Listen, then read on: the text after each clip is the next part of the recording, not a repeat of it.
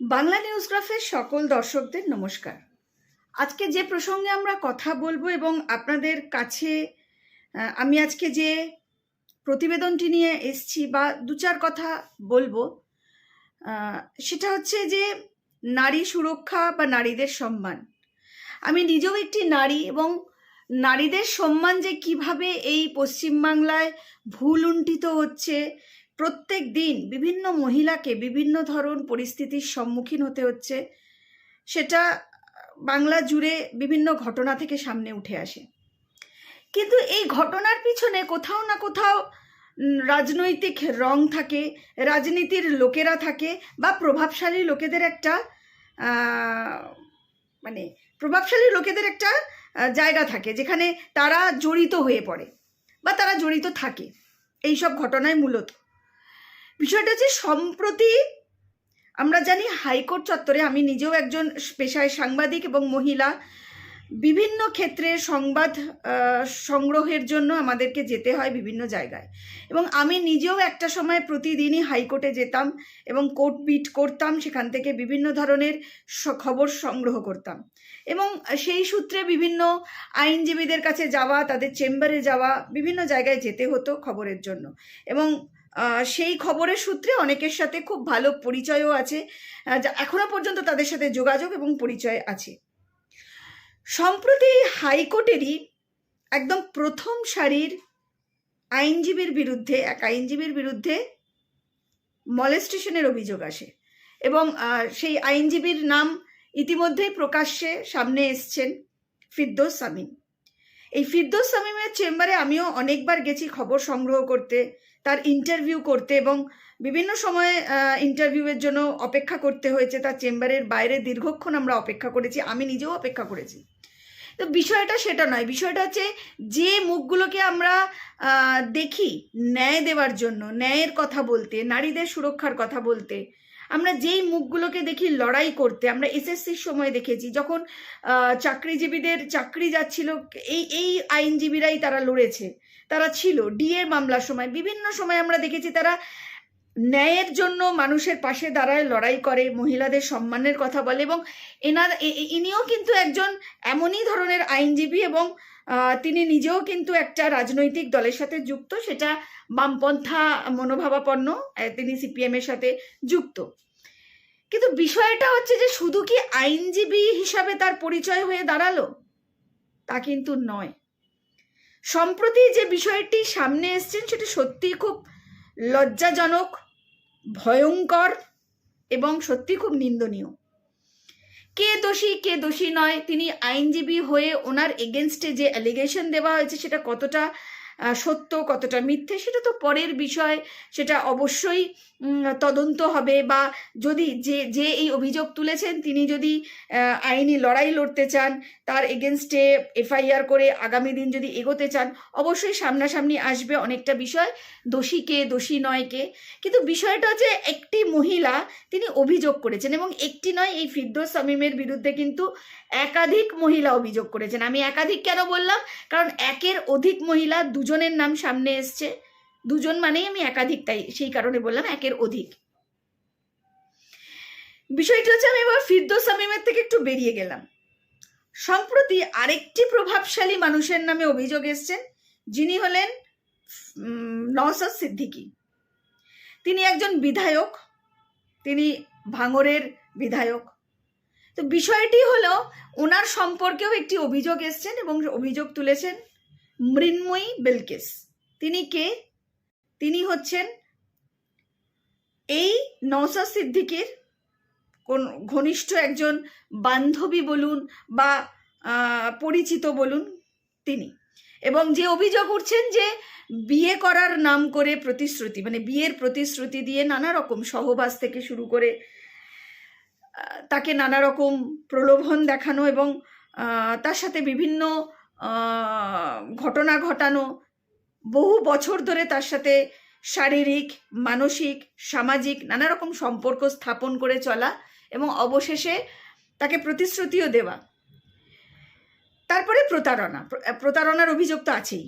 এই ধরনের অভিযোগ এসছে এই নওশাদ সিদ্দিকীর বিরুদ্ধে। কিন্তু তাৎপর্যপূর্ণ বিষয় হলো এই নওশাদ সিদ্দিকীর হয়ে যারা লড়াই করছেন এই হাইকোর্টে, মহামান্য আদালতে ডিফেন্ড করছে নওশাদকে, তারা কারা?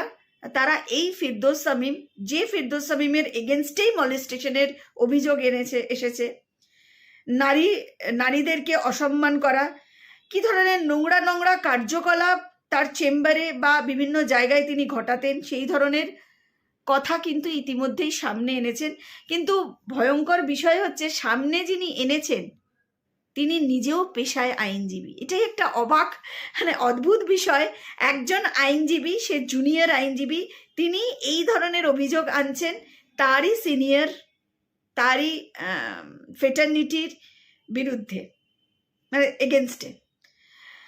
তো নওশাদের বিরুদ্ধে একই অভিযোগ, প্রতারণা, বিয়ে করে প্রতিশ্রুতি দেওয়া, প্রতারণা করা, একটা মহিলাকে অসম্মান করা, যাবতীয় যা যা একজন মহিলাকে নিয়ে করতে হয় সবটাই নওশাদ করেছেন, এই অভিযোগ উঠছেন। তারও মামলা চলছে এবং মামলাটিকে ডিফেন্ড করছেন এই ফিরদৌস শামীম, যে ফিরদৌস শামীমের এগেনস্টে একাধিক অভিযোগ ইতিমধ্যে সামনে এসছে এবং একটি চিঠিও সামনে এসছে। আমরা সেই চিঠিটিও আপনাদের দেখাবো।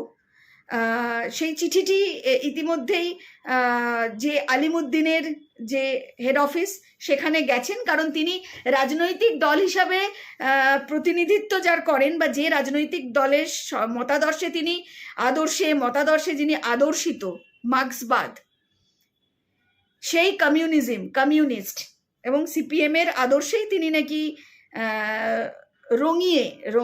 রঙ্গিত হয়ে আছেন, মানে আলোকিত। সেই ফিরদৌস শামীম, তার এগেনস্টে চিঠি দেওয়া হয়েছে আলিমুদ্দিনে, জানানো হয়েছে, মানে মহিলাটি জানিয়েছেন আগামী দিন যা যা পদক্ষেপ হবে। আমাদের কাছে যেটুকুনি খবর আছে, শুনেছি ইতিমধ্যেই ওই আইনজীবী যে জুনিয়র মেয়েটি, তিনি নাকি এফআইআরও করেছেন ফিরদৌসের এগেনস্টে। এবার প্রশ্ন উঠছে, এই যে মহিলাদের লড়াই, কেউ একজন সাধারণ ঘর থেকে উঠে আসা নারী, কেউ পেশায় আইনজীবী, এই ধরনের বিভিন্ন ঘটনা যে ঘটছে এবং কাদের নাম উঠে আসে? সব প্রভাবশালীদের। কোথাও কেউ প্রভাবশালী বিধায়ক, কেউ প্রভাবশালী আইনজীবী, তাদের বিরুদ্ধে। এবং তাদের বিরুদ্ধে, এত প্রভাবশালীদের বিরুদ্ধে জানি না কি করে মানুষ লড়াই করবে এবং সামনে কি আসবে, আদতে যে অভিযোগ করা হয়েছে তার সত্যতা কতটা, বা যারা অভিযোগ করেছে তার সত্যতা প্রমাণ হয়ে যদি সত্যি এই ধরনের কুরুচি, কুকাজ এই ধরনের ফিরদৌস শামীম বা নওশাদ সিদ্দিকীরা করেন, তাদের কি শাস্তি হবে, সেগুলো আগামী দিন পরবর্তীকালে। তো আমার খারাপ লাগার আর একটা বিষয়, যে আমরা সংবাদ সংগ্রহের জন্য এই ধরনের মানুষদের কাছে যাই, দীর্ঘ সময় অপেক্ষা করি, বসে থাকি তাদের বাইট নেওয়ার জন্য বা তাদের মূল্যবান কথা সংগ্রহ করে সেটাই আমরা মানুষের কাছে প্রতিস্থাপন করি বিশ্বাসযোগ্যতা দিয়ে। সত্যি যাদের কথার বিশ্বাসযোগ্যতা দিয়ে মানুষ শোনে, যাদের কথার উপরে বেস করে মানুষ বিশ্বাস করে, সেটা জনপ্রতিনিধি হোক, আইনজীবী হোক, ডাক্তার হোক, বিভিন্ন সেগমেন্টের হতে পারে। এবং আমরা সংবাদ মাধ্যম কর্মী সেটা যারা ডিজিটালে কাজ করুক বা মেইনস্ট্রিম মিডিয়ায় কাজ করুক, আমাদেরও একটা দায়িত্ব থাকে। আমরা সবাই মিলে যাদের মুখ তুলে ধরি, যাদের খবর, যাদের কথা মানুষের কাছে, মানুষের ঘরে ঘরে পৌঁছে দিই, তারা কি আদতে বিশ্বাসযোগ্য? তারা কি আদতে সত্যি আদর্শবান, সৎ? এই প্রশ্নচিহ্নগুলো এখন সত্যিই উঠছে। আমি জানি যে আমি এই প্রতিবেদনটা করার পর হয়তো অনেকেই, মানে যেহেতু এটা আইনজীবীর বিরুদ্ধে বলছি, হয়তো এই ফিরদৌস শামীম যার ইন্টারভিউ আমি বহুবার করেছি, হয়তো এটা করার পর আমাকে আর ইন্টারভিউ নাও দিতে পারে। কিন্তু দাগিয়ে দেওয়ার কিছু নেই। একটি ঘটনা সামনে এলে প্রাথমিকভাবে একজন সংবাদকর্মী বা সাংবাদিকের কাজ সেই খবরটি তুলে ধরা, মানুষের সামনে নিয়ে যাওয়া। বাকিটা আইন ব্যবস্থা আছে, সমাজ আছে, তারা দেখবে, বিচার করবে। এবং অবশ্যই সংবাদ মাধ্যমের একটা দায়িত্ব থাকে। কিন্তু এই নয় যে আমার সাথে পরিচয় বলে, আমার সাথে সুসম্পর্ক আছে বলে কোনো ঘটনা সামনে এলে সেই ঘটনাটাকে নিয়ে আমরা কিছু বলবো না, জানতে চাইবো না। কেন না? হয়তো সে আমাকে আর ইন্টারভিউ দেবে না। বিষয়টা তো তা নয়। ঠিক আছে, তিনি যদি আমাকে না ইন্টারভিউ দেন সেটা পরের বিষয়, কিন্তু ঘটনাটি ঘটেছেন এবং খবরটা খবরই হয়। এবং নিরপেক্ষ সাংবাদিকতা এটাকেই বলে যে সমস্ত খবর সমানভাবে তুলে ধরা। কারুর পছন্দ হতেই পারে, কারুর অপছন্দ হতেই পারে, কিন্তু খবর খবরের মতন চলে, খবর খবরের মতনই এগিয়ে যায়। আমরা বাংলা নিউজগ্রাফের তরফ থেকে যোগাযোগ করেছিলাম এই মৃন্ময়ী বিলকিসের সাথে, এবং তার কিছু বক্তব্য আমরা সরাসরি শুনেছি, সেই বক্তব্যই তুলে ধরব প্রত্যেকটা দর্শক বন্ধুদের সামনে। আপনারা শুনুন মৃন্ময়ী সরাসরি কি বলছেন এই নওশাদ সিদ্দিকী, ফিরদৌস শামীম এবং তার টিম যারা আছে তাদের বিরুদ্ধে কি অভিযোগ তুলছে। বাংলা নিউজগ্রাফের সকল দর্শকদের নমস্কার। আজকে যে প্রসঙ্গে আমরা কথা বলবো এবং আপনাদের কাছে আমি আজকে যে প্রতিবেদনটি নিয়ে এসছি বা দু চার কথা বলবো, সেটা হচ্ছে যে নারী সুরক্ষা বা নারীদের সম্মান।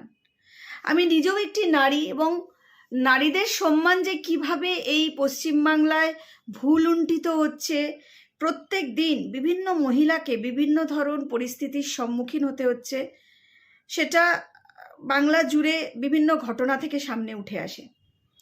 কিন্তু এই ঘটনার পিছনে কোথাও না কোথাও রাজনৈতিক রং থাকে, রাজনীতির লোকেরা থাকে, বা প্রভাবশালী লোকেদের একটা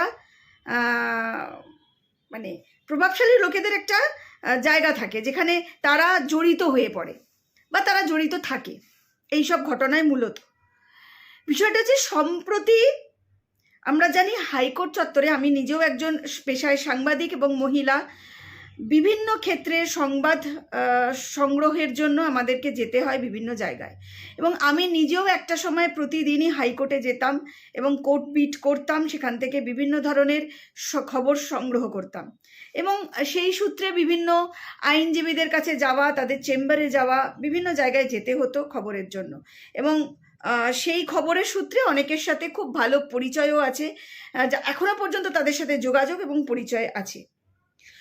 সম্প্রতি হাইকোর্টেরই একদম প্রথম সারির আইনজীবীর বিরুদ্ধে, এক আইনজীবীর বিরুদ্ধে মলেস্টেশনের অভিযোগ আসে, এবং সেই আইনজীবীর নাম ইতিমধ্যেই প্রকাশ্যে সামনে এসছেন, ফিরদৌস শামীম। এই ফিরদৌস শামীমের চেম্বারে আমিও অনেকবার গেছি খবর সংগ্রহ করতে, তার ইন্টারভিউ করতে, এবং বিভিন্ন সময়ে ইন্টারভিউয়ের জন্য অপেক্ষা করতে হয়েছে, তার চেম্বারের বাইরে দীর্ঘক্ষণ আমরা অপেক্ষা করেছি, আমি নিজেও অপেক্ষা করেছি। তো বিষয়টা সেটা নয়, বিষয়টা হচ্ছে যে মুখগুলোকে আমরা দেখি ন্যায় দেওয়ার জন্য, ন্যায়ের কথা বলতে, নারীদের সুরক্ষার কথা বলতে, আমরা যেই মুখগুলোকে দেখি লড়াই করতে, আমরা এসএসসির সময় দেখেছি যখন চাকরিজীবীদের চাকরি যাচ্ছিল, এই আইনজীবীরাই তারা লড়েছে, তারা ছিল ডিএর মামলার সময়, বিভিন্ন সময় আমরা দেখেছি তারা ন্যায়ের জন্য মানুষের পাশে দাঁড়ায়, লড়াই করে, মহিলাদের সম্মানের কথা বলে, এবং ইনিও কিন্তু একজন এমনই ধরনের আইনজীবী, এবং তিনি নিজেও কিন্তু একটা রাজনৈতিক দলের সাথে যুক্ত, সেটা বামপন্থা মনোভাবাপন্ন, তিনি সিপিএম এর সাথে যুক্ত। কিন্তু বিষয়টা হচ্ছে যে শুধু কি আইনজীবী হিসাবে তার পরিচয় হয়ে দাঁড়ালো, তা কিন্তু নয়। সম্প্রতি যে বিষয়টি সামনে এসছেন সেটা সত্যিই খুব লজ্জাজনক, ভয়ঙ্কর এবং সত্যি খুব নিন্দনীয়। কে দোষী কে দোষী নয়, তিনি আইনজীবী হয়ে ওনার এগেনস্টে যে অ্যালিগেশন দেওয়া হয়েছে সেটা কতটা সত্য কতটা মিথ্যে সেটা তো পরের বিষয়, সেটা অবশ্যই তদন্ত হবে, বা যদি যে এই অভিযোগ তুলেছেন তিনি যদি আইনি লড়াই লড়তে চান, তার এগেনস্টে এফআইআর করে আগামী দিন যদি এগোতে চান, অবশ্যই সামনাসামনি আসবে অনেকটা বিষয়, দোষী কে দোষী নয় কে। কিন্তু বিষয়টা হচ্ছে একটি মহিলা তিনি অভিযোগ করেছেন, এবং একটি নয়, এই ফিরদৌস শামীমের বিরুদ্ধে কিন্তু একাধিক মহিলা অভিযোগ করেছেন। আমি একাধিক কেন বললাম, কারণ একের অধিক মহিলা, দুজনের নাম সামনে এসছে, দুজন মানেই আমি একাধিক, তাই সেই কারণে বললাম একের অধিক। বিষয়টা হচ্ছে, আমি এবার ফিরদৌস শামীমের থেকে একটু বেরিয়ে গেলাম। সম্প্রতি আরেকটি প্রভাবশালী মানুষের নামে অভিযোগ এসছেন, যিনি হলেন নওশাদ সিদ্দিকী। তিনি একজন বিধায়ক, তিনি ভাঙড়ের বিধায়ক। তো বিষয়টি হলো ওনার সম্পর্কেও একটি অভিযোগ এসছেন এবং অভিযোগ তুলেছেন মৃন্ময়ী বিলকিস। তিনি কে? তিনি হচ্ছেন এই নওশাদ সিদ্দিকীর কোন ঘনিষ্ঠ একজন বান্ধবী বলুন বা পরিচিত বলুন তিনি। এবং যে অভিযোগ উঠছেন যে বিয়ে করার নাম করে প্রতিশ্রুতি, মানে বিয়ের প্রতিশ্রুতি দিয়ে নানা রকম সহবাস থেকে শুরু করে তাকে নানা রকম প্রলোভন দেখানো এবং তার সাথে বিভিন্ন ঘটনা ঘটানো, বহু বছর ধরে তার সাথে শারীরিক, মানসিক, সামাজিক নানা রকম সম্পর্ক স্থাপন করে চলা এবং অবশেষে তাকে প্রতিশ্রুতিও দেওয়া। তারপরে প্রতারণার অভিযোগ তো আছেই। এই ধরনের অভিযোগ এসছে এই নওশাদ সিদ্দিকীর বিরুদ্ধে। কিন্তু তাৎপর্যপূর্ণ বিষয় হলো এই নওশাদ সিদ্দিকীর হয়ে যারা লড়াই করছেন এই হাইকোর্টে, মহামান্য আদালতে ডিফেন্ড করছে নওশাদকে, তারা কারা? তারা এই ফিরদৌস শামীম, যে ফিরদৌস শামীমের এগেনস্টেই মলেস্টেশনের অভিযোগ এসেছে। নারীদেরকে অসম্মান করা, কি ধরনের নোংরা নোংরা কার্যকলাপ তার চেম্বারে বা বিভিন্ন জায়গায় তিনি ঘটাতেন, সেই ধরনের কথা কিন্তু ইতিমধ্যেই সামনে এনেছেন। কিন্তু ভয়ঙ্কর বিষয় হচ্ছে সামনে যিনি এনেছেন তিনি নিজেও পেশায় আইনজীবী। এটাই একটা অবাক, মানে অদ্ভুত বিষয়। একজন আইনজীবী, সে জুনিয়র আইনজীবী, তিনি এই ধরনের অভিযোগ আনছেন তারই সিনিয়র, তারই ফেটার্নিটির বিরুদ্ধে, মানে এগেনস্টে। তো নওশাদের বিরুদ্ধে একই অভিযোগ, প্রতারণা, বিয়ে করে প্রতিশ্রুতি দেওয়া, প্রতারণা করা, একটা মহিলাকে অসম্মান করা, যাবতীয় যা যা একজন মহিলাকে নিয়ে করতে হয় সবটাই নওশাদ করেছেন, এই অভিযোগ উঠছেন। তারও মামলা চলছে এবং মামলাটিকে ডিফেন্ড করছেন এই ফিরদৌস শামীম, যে ফিরদৌস শামীমের এগেনস্টে একাধিক অভিযোগ ইতিমধ্যে সামনে এসছে এবং একটি চিঠিও সামনে এসছে। আমরা সেই চিঠিটিও আপনাদের দেখাবো। সেই চিঠিটি ইতিমধ্যেই যে আলিমুদ্দিনের যে হেড অফিস সেখানে গেছেন, কারণ তিনি রাজনৈতিক দল হিসাবে প্রতিনিধিত্ব যার করেন বা যে রাজনৈতিক দলের মতাদর্শে যিনি আদর্শিত, মার্ক্সবাদ, সেই কমিউনিস্ট এবং সিপিএমের আদর্শেই তিনি নাকি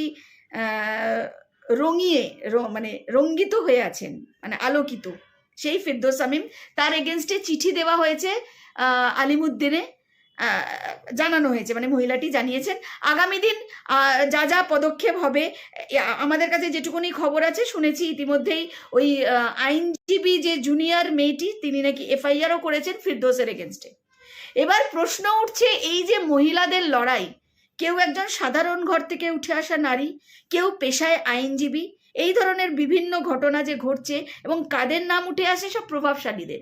কোথাও কেউ প্রভাবশালী বিধায়ক, কেউ প্রভাবশালী আইনজীবী, তাদের বিরুদ্ধে। এবং তাদের বিরুদ্ধে, এত প্রভাবশালীদের বিরুদ্ধে জানি না কি করে মানুষ লড়াই করবে এবং সামনে কি আসবে, আদতে যে অভিযোগ করা হয়েছে তার সত্যতা কতটা, বা যারা অভিযোগ করেছে তার সত্যতা প্রমাণ হয়ে যদি সত্যি এই ধরনের কুরুচি, কুকাজ এই ধরনের ফিরদৌস শামীম বা নওশাদ সিদ্দিকীরা করেন, তাদের কি শাস্তি হবে, সেগুলো আগামী দিন পরবর্তীকালে। তো আমার খারাপ লাগার আর একটা বিষয়, যে আমরা সংবাদ সংগ্রহের জন্য এই ধরনের মানুষদের কাছে যাই। মৃন্ময়ী বিলকিস, নমস্কার বাংলা নিউজগ্রাফে। হ্যাঁ, নমস্কার। আমি একদমই মৃন্ময়ী বলছি আপনাকে। হ্যাঁ হ্যাঁ, নিশ্চয়ই। বিষয়টা হচ্ছে একটি অভিযোগ আপনি সামনে এনেছেন এবং সেই অভিযোগটি, এবং সেটা নিয়ে মামলাও হয়েছে। অভিযোগটি নওশাদ সিদ্দিকীর বিরুদ্ধে মূলত, এবং প্রতারণা, বিয়ের প্রতিশ্রুতি দিয়ে সহবাস, একাধিক অভিযোগ আপনি তুলেছেন। একটু নির্দিষ্টভাবে যদি বলেন যে কি ঘটেছিল আপনার সাথে। অ্যাকচুয়ালি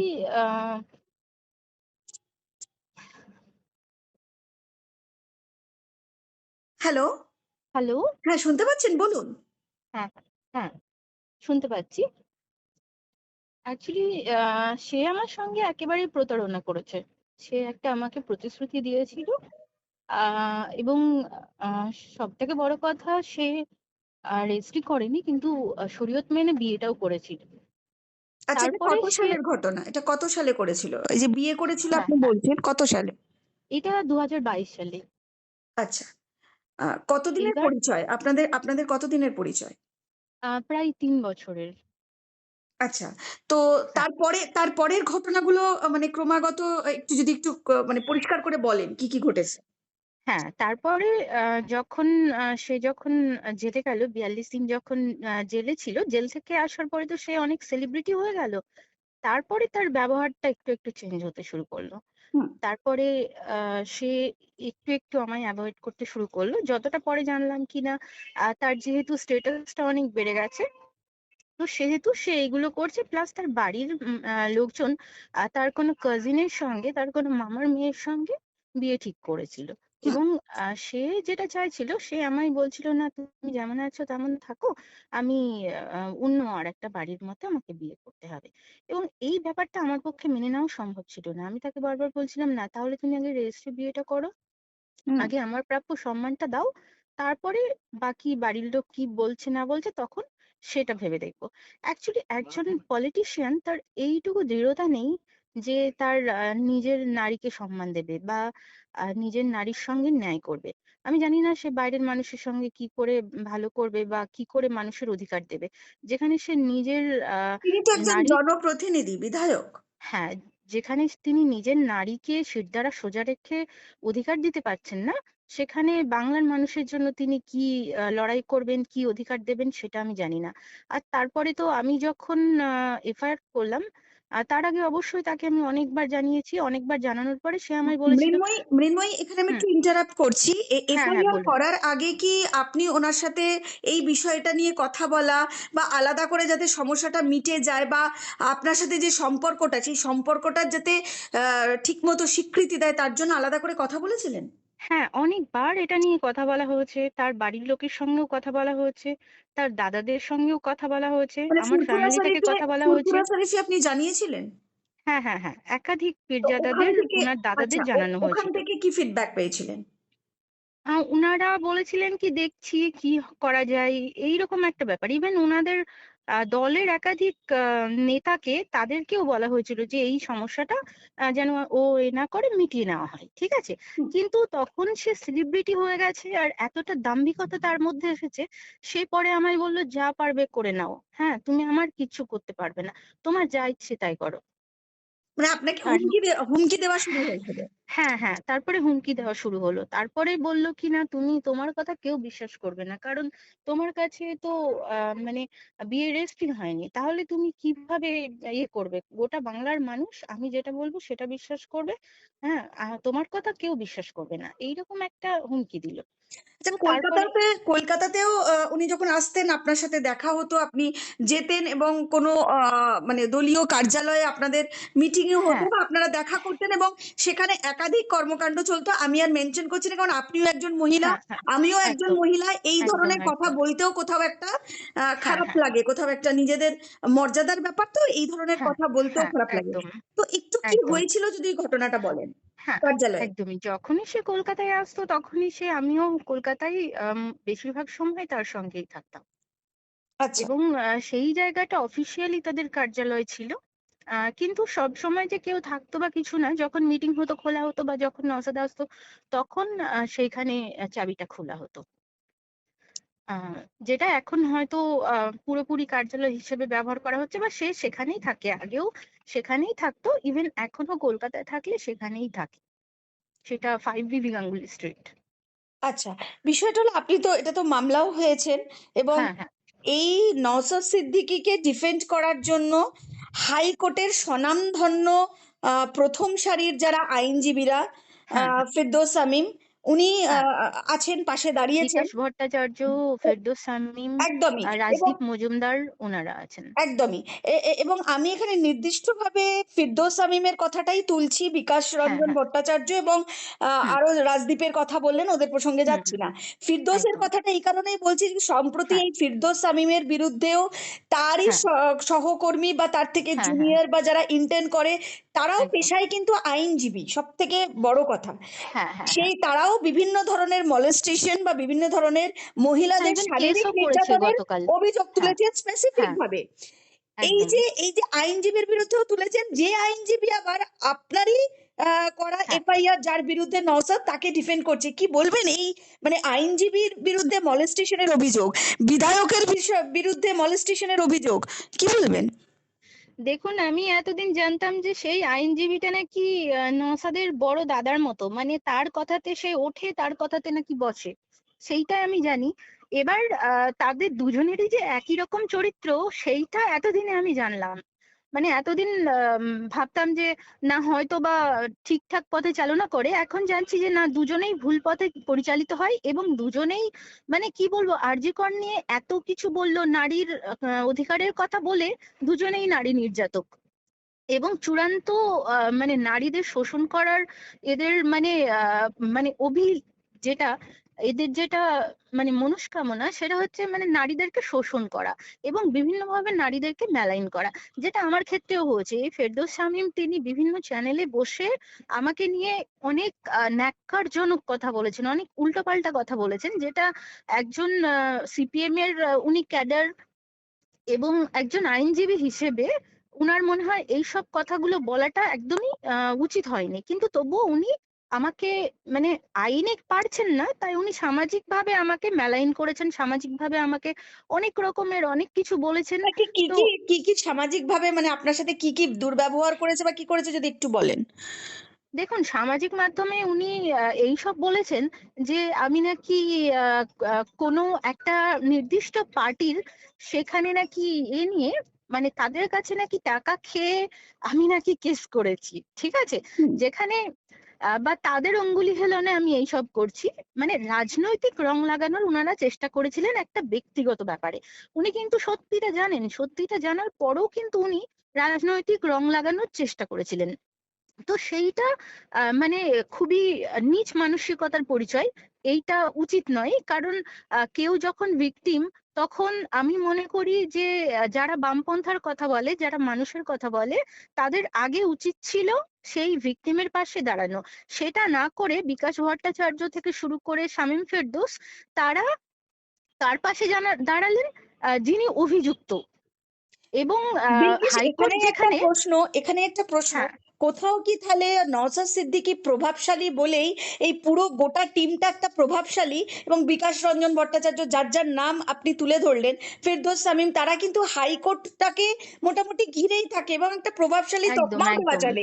তাহলে কি একদম। সমস্ত প্রভাবশালীরা এক জায়গায় হয়ে একজন মহিলার উপরে প্রহার করছে বা হ্যাঁ, হুমকি দিচ্ছে? শুধুমাত্র তারা নয়, বিজেপির অনেক মানে যেগুলো গদি মিডিয়া বলা হয়, সেই সব মিডিয়া একভাবে আমায় আক্রমণ করেছিল। আমি একটা সাধারণ মেয়ে, কিন্তু এই একটা সাধারণ মেয়ের বিরুদ্ধে এরা এমন ভাবে প্রোপাগান্ডা চালিয়েছিল, এত মিথ্যে মিথ্যে তারা গল্প বানিয়েছিল আমাকে নিয়ে, সেটা আমি শুনলেই মাঝে মধ্যে আশ্চর্য হয়ে যাই। মানে আমি, আমার ফ্যামিলি আমার সঙ্গে ছিল এবং আমার বাবা মা, আমার দাদা, তারা সব সময় আমার পাশে আছে বলে এই হয়তো প্রোপাগান্ডা গুলোকে আমি ভাঙতে পেরেছি বা এদের বিরুদ্ধে আমি লড়াইটা করতে পেরেছি। এরা চ্যানেলে চ্যানেলে বসে, যেটা নয়, একটা মেয়েকে যত রকম ভাবে তার চারিত্রিক দোষ দেওয়া যেতে পারে, যত রকম ভাবে একটা মেয়েকে বদনাম করা যেতে পারে, সেটা তারা করেছে। আপনি আহ, এত বড় অভিযোগ তুলছেন, আপনার কাছে কোনো এভিডেন্স আছে? মানে আপনি যেহেতু অবশ্যই। কেস করেছেন, হ্যাঁ, এগোবে, তদন্ত তো তদন্তের মতন এগোবে, সেখানে দাঁড়িয়ে আপনি দেখুন কেসটা এস্টাবলিশ এই মুহূর্তে, ঠিক আছে, এমপিএমএলএ কোর্টে সেটা ট্রায়ালে চলে গেছে।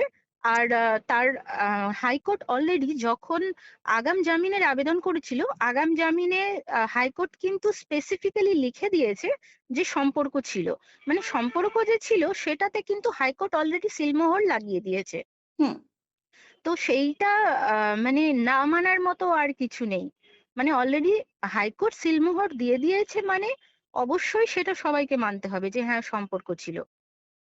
বিষয়টা হচ্ছে যে এই ফিরদৌস শামীম, এদের যিনি মানে যেহেতু উনি ডিফেন্ড করছেন, কোথাও হুম। কি আইনজীবীর তরফ থেকে আপনাকে কোনোভাবে এই প্রভাব খাটিয়ে কোথাও ভয় দেখানোর চেষ্টা হয়েছে এই মামলাটা যাতে উইথড্র করা হয়, বা আপনি যাতে কিছু না বলেন, এই ধরনের কোনো পরিস্থিতির দেখুন, সম্মুখীন হয়েছেন?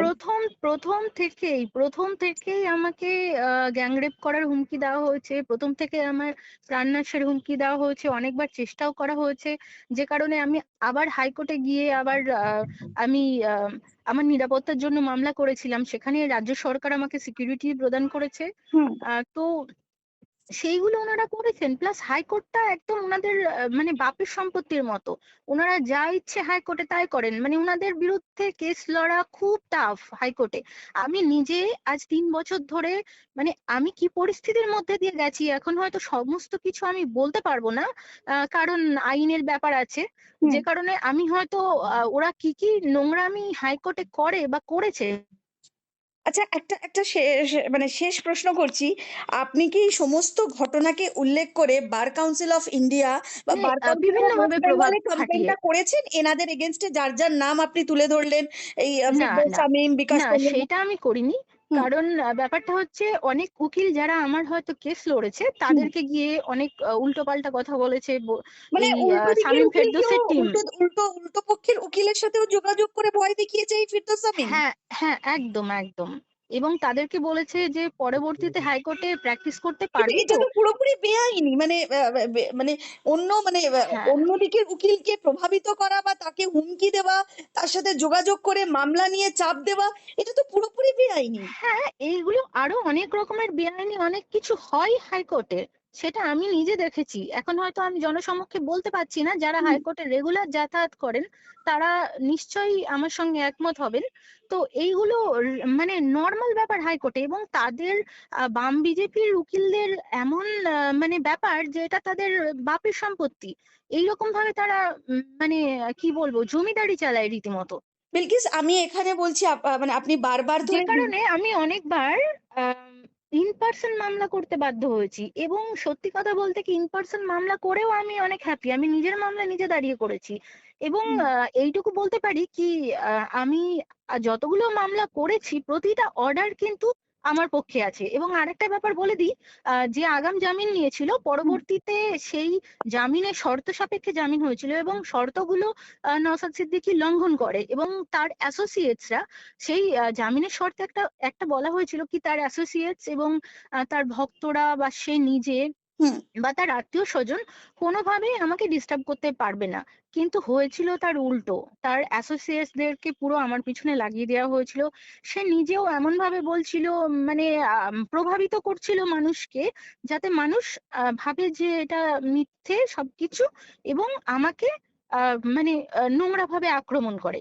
সেইটা সবসময় সে, তার ভাই, তার আরেকটা ভাই, এমনকি জলসার মধ্যেও আমাকে নিয়ে বাজে কথা বলা হচ্ছিল। মানে আনএক্সপেক্টেডলি একটা ধর্মের জায়গায় সেখানেও আমাকে নিয়ে আলোচনা হচ্ছিল, এবং মানুষকে এমন করে বোঝানো হচ্ছে যে না আমি দোষী, আর সে একদম কিছুই করেনি, এরম ভাবে বোঝানো হচ্ছিল। আব্বাস সিদ্দিকী, যিনি তিনিও যথেষ্টই সমাজ সেবামূলক কাজ করেন এবং অনেকেই ওনাকে চেনেন, নওশাদের দাদা। তো আপনি আব্বাস সিদ্দিকীর সাথে যোগাযোগ সরাসরি করেছেন? ওনার তরফ থেকে কিছু দেখুন, বিবৃতি? আমার আমার বাড়ি থেকে আমার দাদারা অনেকবার গেছে ওনাদের বাড়িতে, ঠিক হুম। আছে, ফুরফুরা শরীফে গেছে। হুম। আমার বাবা অনেক লোকজনকে পাঠিয়েছে, কিন্তু উনারা দেখা করেননি। উনারা বলেছেন না কোনো কথা বলবো না, হুম। যা হবে আইনে দেখা যাবে। মানে ব্যাপারটা হচ্ছে, বাইরের কোথাও রাজনৈতিক কোনো ব্যাপার হলে, বাইরের কারো কিছু হলে তখন তারা ধর্নায় বসে যান বা তখন তারা আন্দোলন করেন।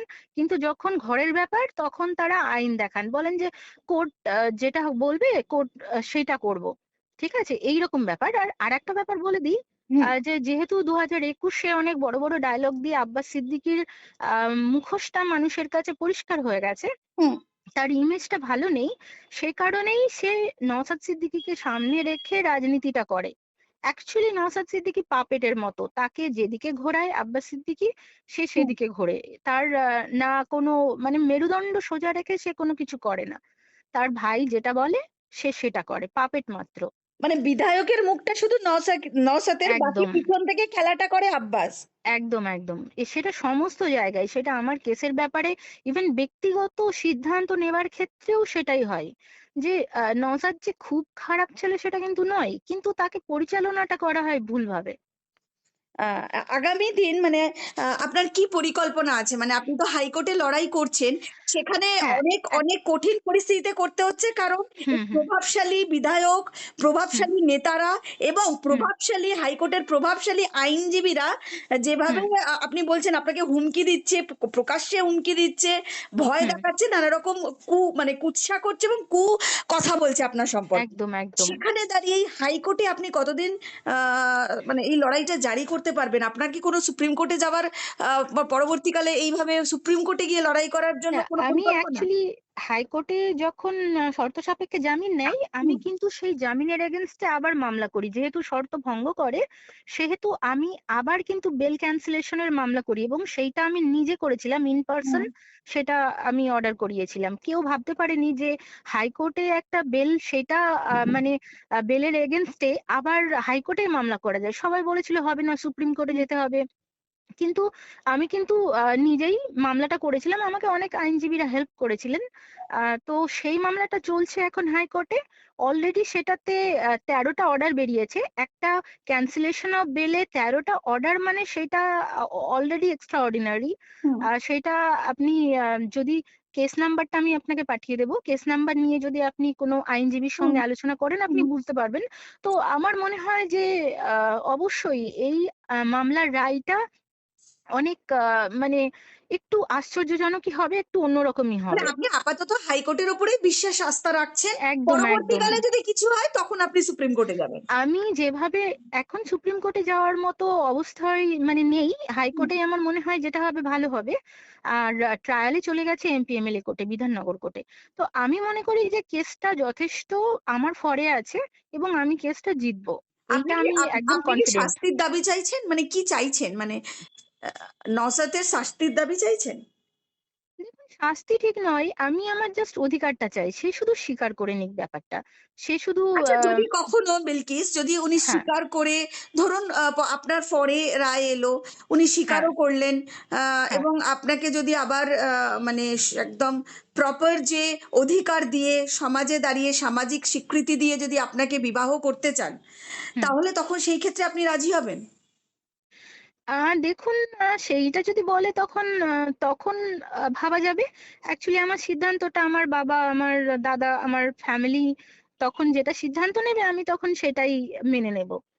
আচ্ছা, অসংখ্য ধন্যবাদ। আপনি তাহলে এখন লড়াইটা জারি রাখছেন হ্যাঁ, এবং আরেকটা কথা বলি, হ্যাঁ, সেটা হচ্ছে আমি এই ৩ বছরে একটা সাধারণ ফ্যামিলির মেয়ে হয়েও একটুও ভয় পাইনি। এদের এত অত্যাচারেও আমি কিন্তু ভয় পাইনি। সামাজিকভাবে বা সব রকমভাবে আমি মোকাবিলা করেছি। আইনত সব রকমভাবে আমি মামলাটাও ধরে রেখেছি। এবং তাদের সব রকমের মোকাবিলা আমি করেছি আমার মানে আমার ফ্যামিলিকে সঙ্গে নিয়ে। এবং আমি এটা বলতে চাই, যারা ওই ফেরদৌস শামীমের বিরুদ্ধে molestation এর অভিযোগ করেছেন, হ্যাঁ, আমি একজন শুনলাম নয়, গতকাল একাধিক জন, একাধিক একাধিক মানে জন, হ্যাঁ, হ্যাঁ। একের বেশি হলেই আমরা একাধিক বলি। তো হ্যাঁ, একাধিক জন অভিযোগ একদম, করেছেন। একদম। হুম, এবং উনারা মামলাও করেছেন। তো হুম। উনাদেরকে আমি বলব, ভয় পাবেন না। প্রয়োজনে আমি আপনাদের সঙ্গে আছি। আপনারা আমার সঙ্গে যোগাযোগ করতে পারেন। আর আমি একজন উকিল না হয়ে আমি যেভাবে আমি একজন আইনের স্টুডেন্ট, তো আমি একজন আইনের ছাত্রী হিসেবে যেভাবে আমি আমার কেসটা আমি ধরে রেখেছিলাম এত প্রতিবন্ধকতা সত্ত্বেও।